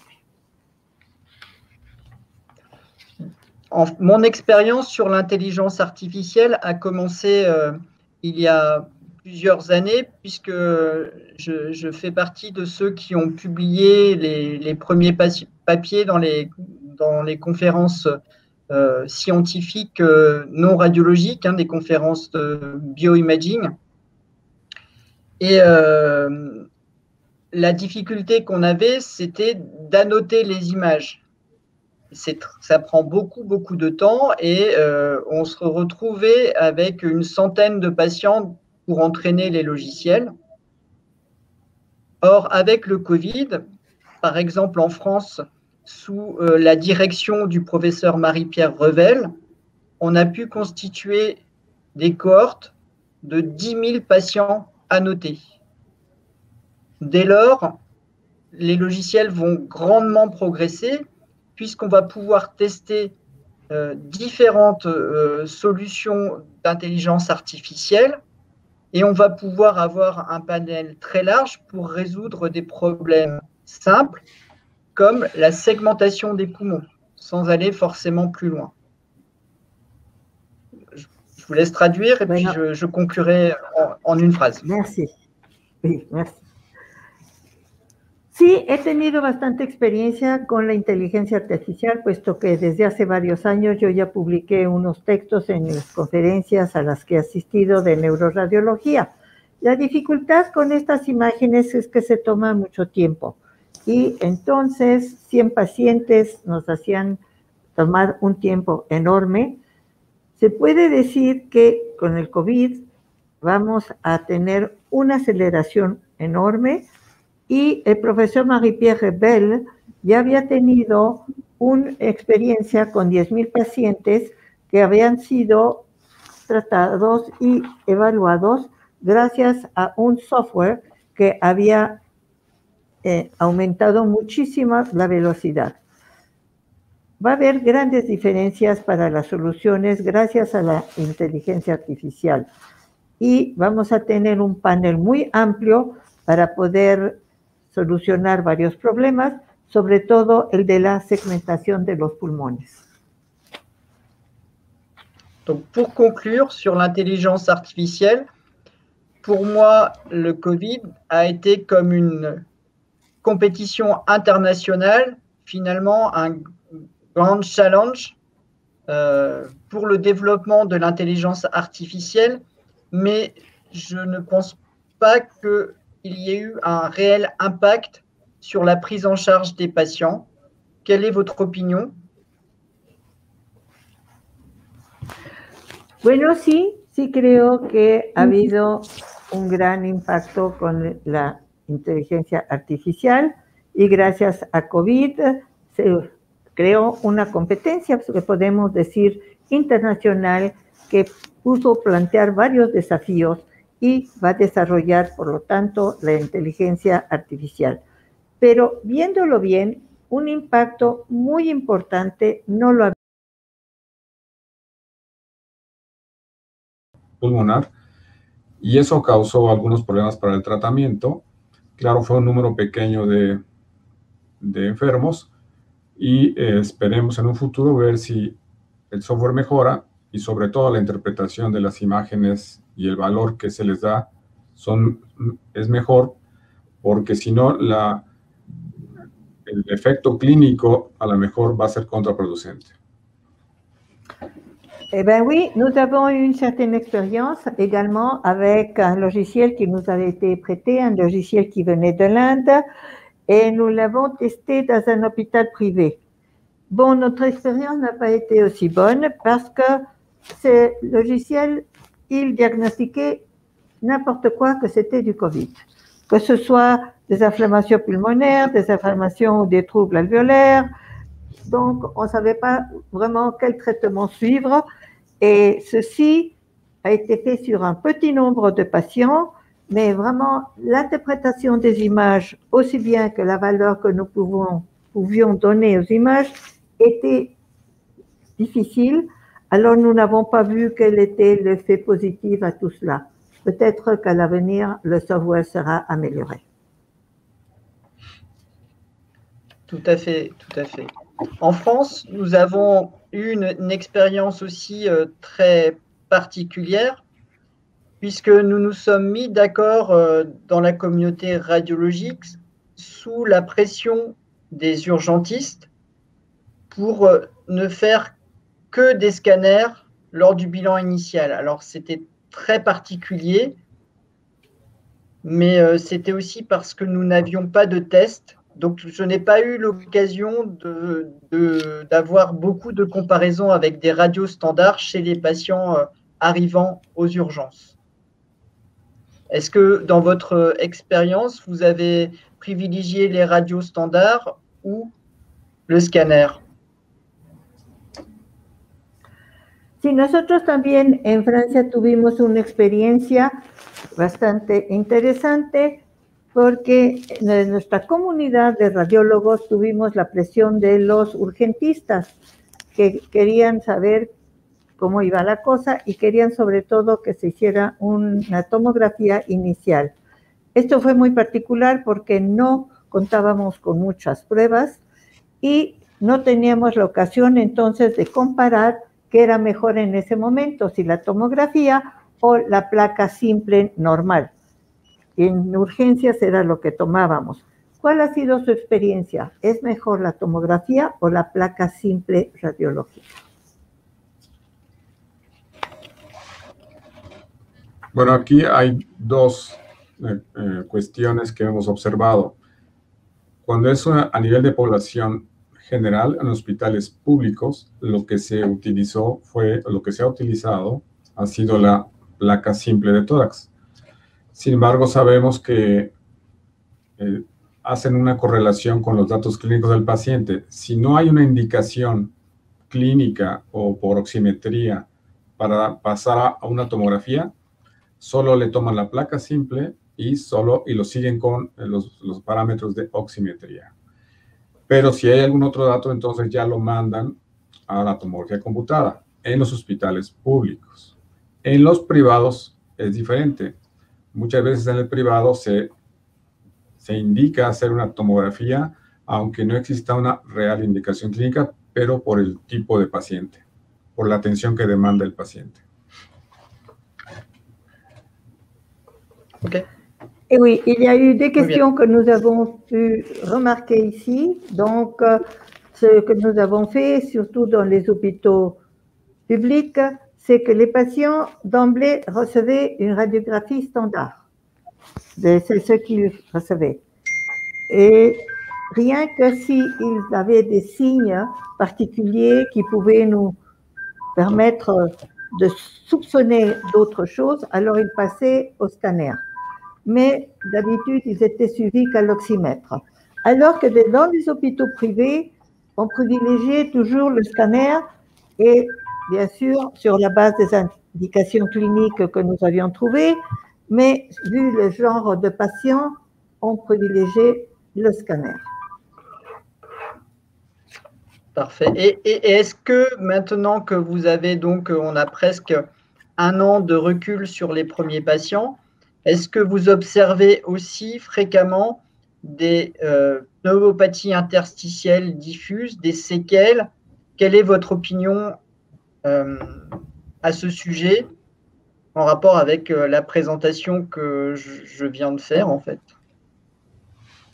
Bueno, ya que tenemos ya una experiencia de 1 año, quisiera yo saber si ustedes han tenido neuropatías intersticiales y según lo que yo les presenté, ¿qué le parece? Bueno, su presentación estuvo excelente, doctor. Y nosotros aquí en México, efectivamente, hemos tenido un número no tan importante de casos que la imagen persiste. Entonces, observé que usted menciona los 6 meses aproximadamente para poder ver realmente si ya pasó a una etapa de fibrosis, porque aquí hemos observado que aún en los 3, 4 o 5 meses, esas imágenes pueden mejorar. Y lo que pensamos que era una fibrosis desaparece. Entonces hay que dar más tiempo y claro, hay que verlo con las pruebas de función pulmonar y la evolución clínica. Sí. Vous avez compris. La última pregunta, perdón. Non, non. Votre exposé était excellent. Vraiment, professeur. Merci. Ici, au Mexique, nous n'avons pas eu donc un grand nombre d'images où la maladie persistait. Vous avez dit qu'au bout de 6 mois, ça peut évoluer vers une fibrose. Nous avons vu qu'après 3, 4, 5 mois, parfois ça s'améliorait et ça disparaissait. Donc, nous avons planté plus d'os et on a basé tout cela sur une évolution aussi bien clinique que sur une évolution du poumon. Oui, je suis d'accord avec vous. C'est ce que l'on constate aussi de la littérature. Les images s'améliorent et se stabilisent entre 6 et 9 mois. À partir de 9 mois, on peut s'attendre à ce que les images restent fixées. Et la question est de savoir si c'est juste des séquelles ou si c'est une fibrose qui va progresser pour son propre compte. Je vous laisse traduire peut-être et après je conclurai. Merci. Sí, estoy totalmente de acuerdo con usted y en la literatura sí se ha visto que las imágenes van mejorando y entre 6 y 9 meses muchas veces ya se estabilizan. Lo que hay que saber si después de estos 9 meses, cuando ya la imagen permanece fija, se trata acaso de una secuela de una fibrosis que está mejorando o de alguna parte que está evolucionando. Et mon impression, c'est que les patients qui vont avoir des images qui vont persister et sont à risque de progresser avaient souvent un poumon pathologique préexistant.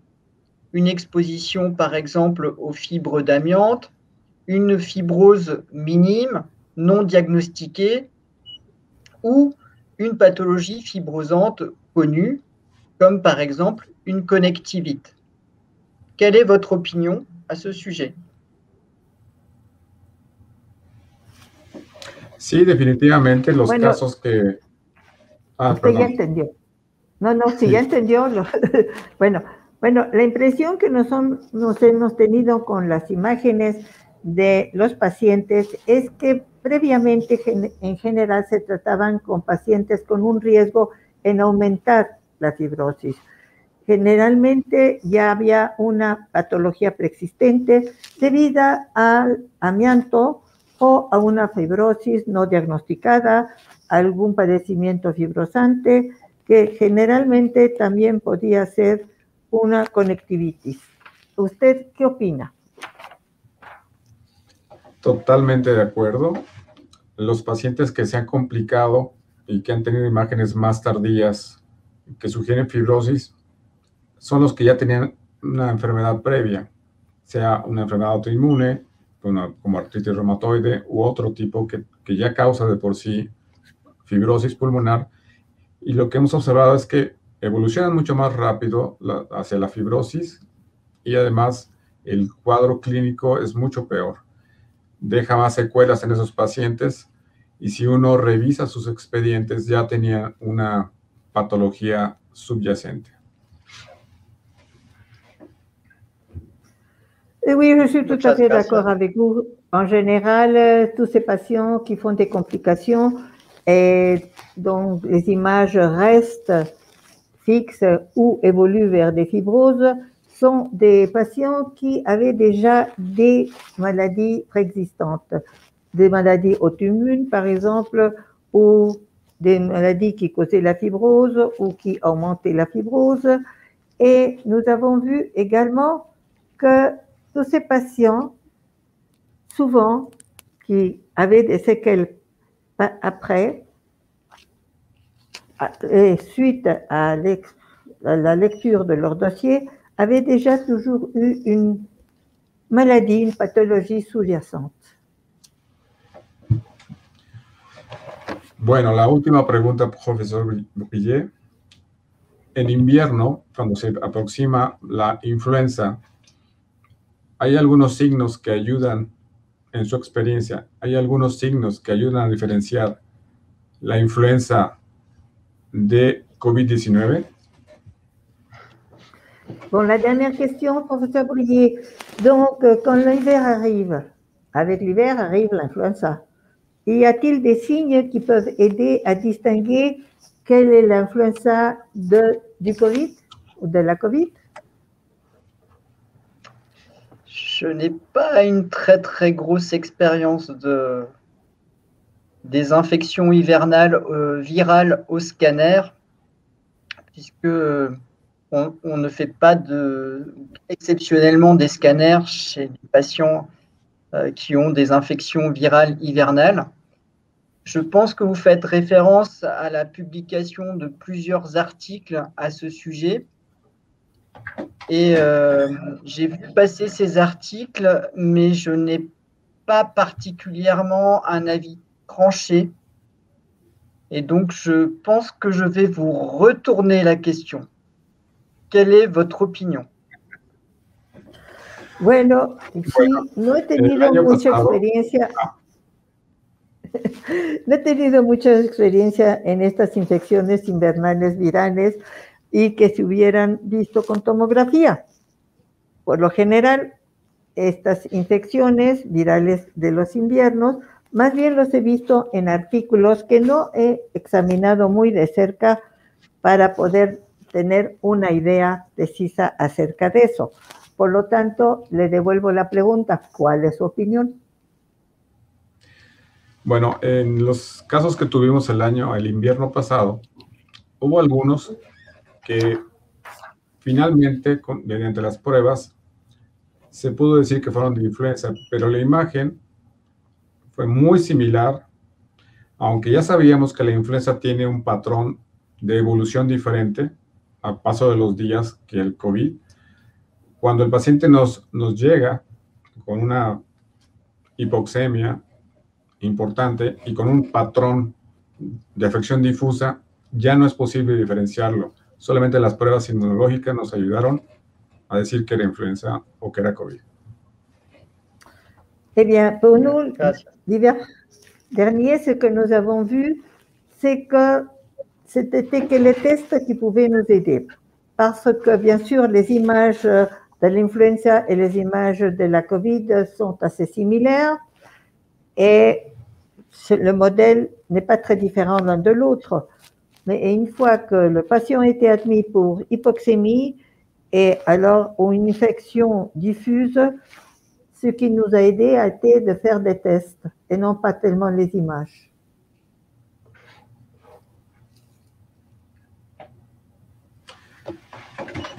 Bueno, pues ya hemos llegado al fin de este webinar. Merci beaucoup, Pierre, por votre participation. Y a todos los demás les agradecemos su atención, el estar aquí, de parte de la Sociedad Mexicana y de parte de la Sociedad Francesa de Radiología. Muchas gracias por su presencia, por estar presentes aquí.